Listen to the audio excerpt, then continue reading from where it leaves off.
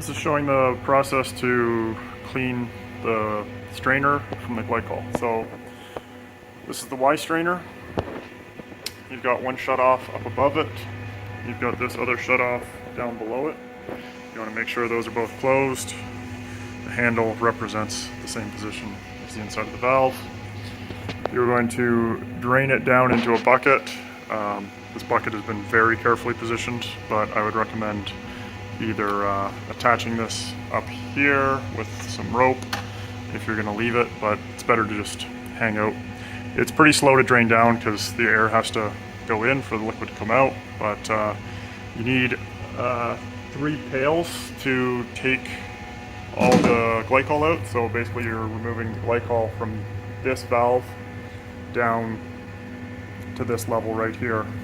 So there's still going to be glycol on this side when you take this off. I'll take that off next and show you what the inside looks like, and then afterwards I'll show the process for topping up the glycol system and purging air.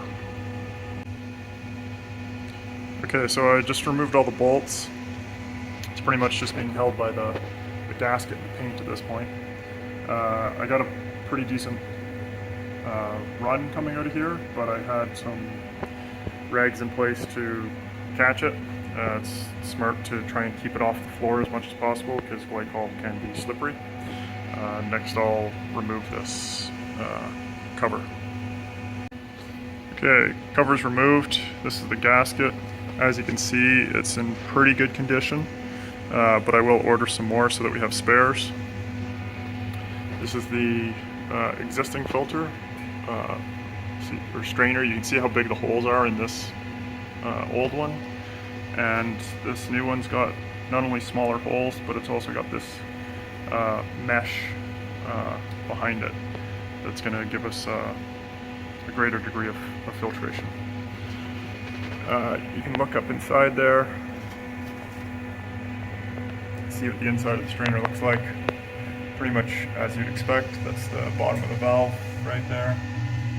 Then you're looking at the butterfly valve, and you can see there's looks like a tiny bit of grease where this gasket sits.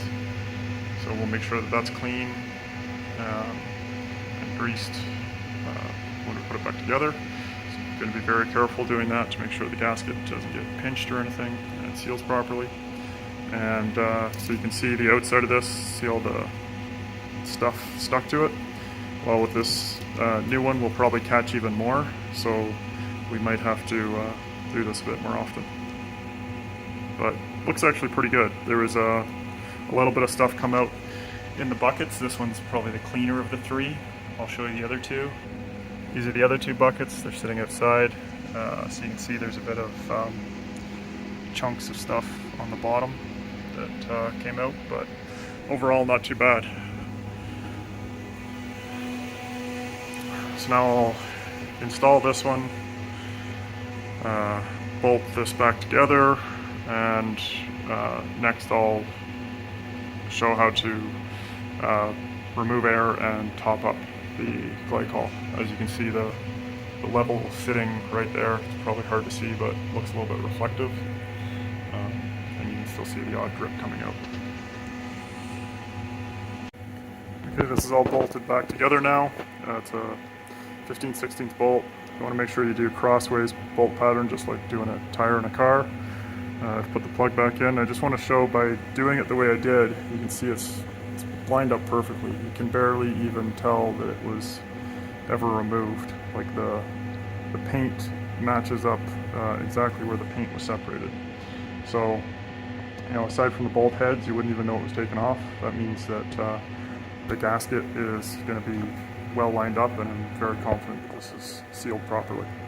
So next step is to open that up to refill it with glycol. That means all the air that's currently in there is going to migrate up, and I'm actually going to leave this one closed just for a little bit.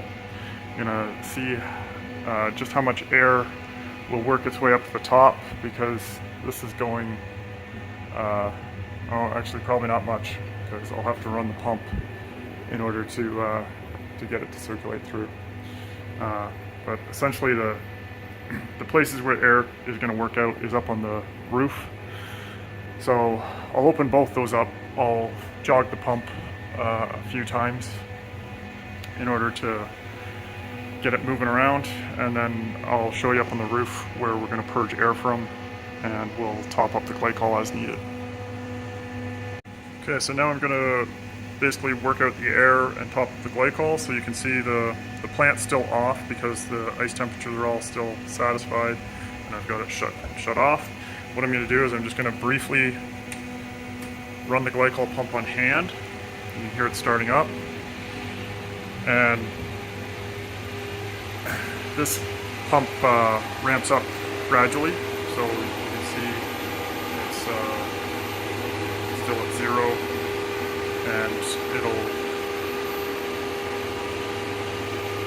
you know what, actually I'm going to have to ramp it up here because it's currently just doing what the computer's telling it to do, which is nothing. So I'm going to have to hit hand on here and ramp it up manually.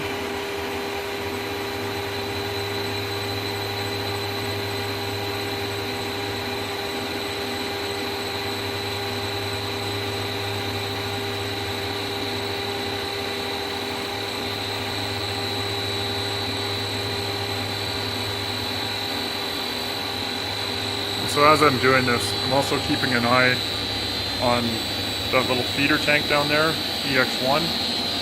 So EX1 is going to refill the glycol, and we're going to refill EX1 as the air gets worked out. So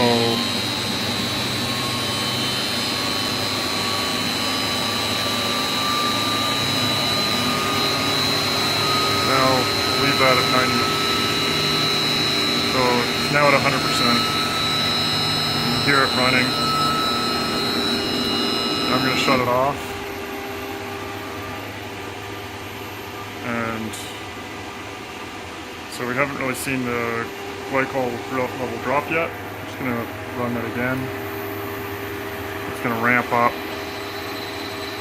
on its own this time because now it's going to go up to 60 hertz. And then once it's done ramping up, I'll shut it off again. And I'll do that a few times, and I'll go up to the roof and show you how to bleed air from up there.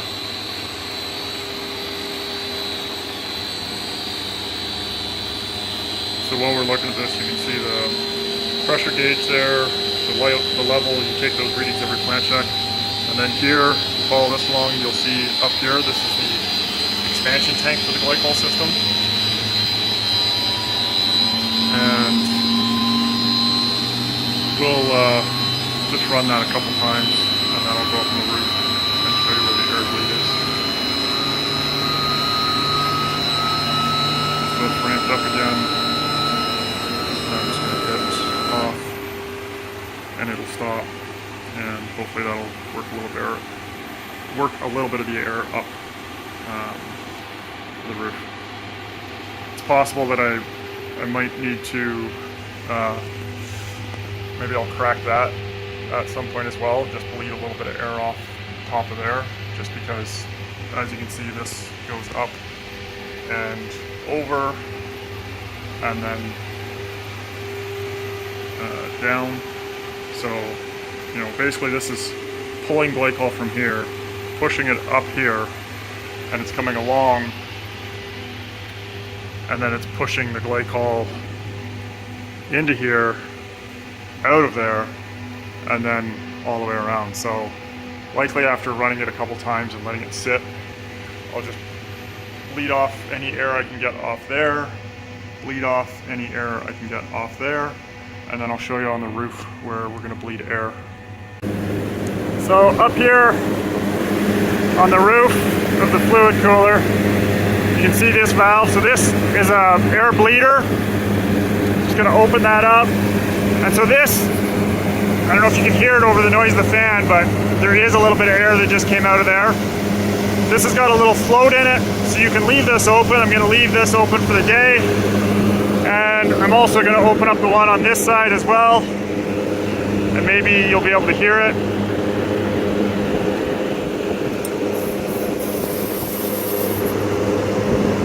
So I don't know if you heard that, but a little bit of air coming out of there.